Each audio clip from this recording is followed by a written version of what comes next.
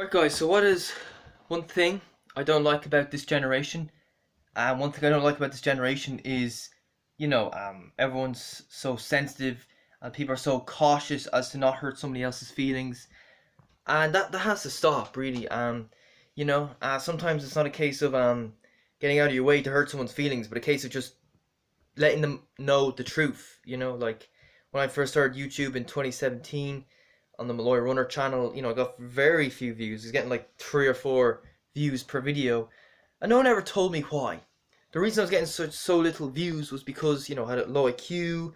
Um, I did an IQ test at 17. I got a score of 70, and I actually did quite well in the math section. In the English comprehension section, I did really badly. I scored like 50 or 55 or something like that.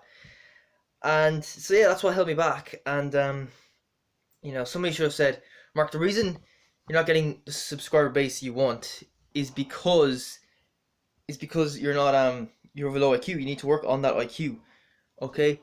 And so eventually I figured out that that was what was holding me back. And since November 2020, I've been working on my IQ, and I've seen massive improvements. But this is you know evident in a lot of areas in life. If someone's fat, oh, you're not allowed to say it to them. Shh, keep it quiet. Just keep them ignorant. Make sure they don't know that they're fat, so they can keep getting fatter and fatter, so they can have a heart attack at 35. Yeah, that's a great idea. And sometimes people aren't aware of these flaws, and you have to point it out to them.